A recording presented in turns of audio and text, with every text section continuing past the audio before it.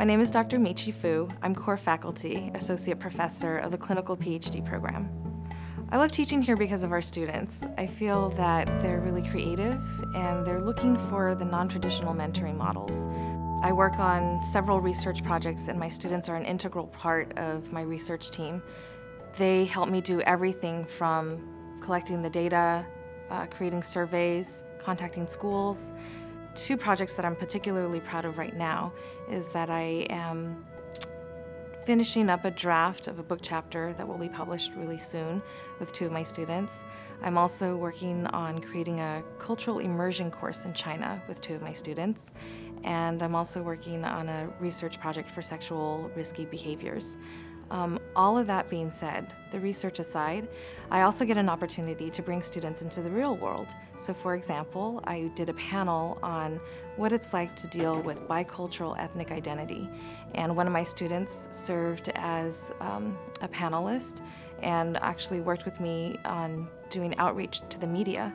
So we worked on a Chinese cable channel where we did 3 interview segments, and they were piloted and very well received by the community. I think what I'm most proud of recently is V-Day. The Vagina Monologues was brought here to campus, and we couldn't have done it without students.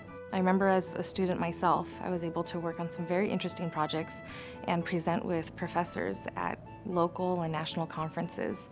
So I feel that there are many collaborative opportunities available. So I get to teach here, I get to mentor students. There's a class that's very special to me. It's probably the most controversial class here on campus. It's called Intercultural Processes and Human Diversity. It's an experiential class that teaches people who we are, how we developed our biases, and how that impacts our work as a therapist. I'll give you an example. Yesterday's class was a large group activity where we split people up into different groups, gave them different amounts of resources, asked them to make one product, then we rated them on creativity, color, ability to collaborate together. So the assignment was to create a product that reflects the diversity in Southern California. Now, what would you do if you were given a bag full of newspapers and tape, and that's it? And if you belong to another group where your group was given a pair of scissors and some crayons in addition to the newspaper. And then finally, there are some groups that get feather and glitter and glue. So what you usually end up with are some really fabulous products and then some products that are a nice try. So we're really trying to replicate what happens in society.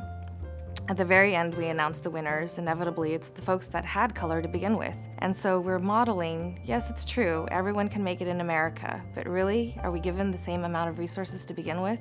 And what does this mean about us in society?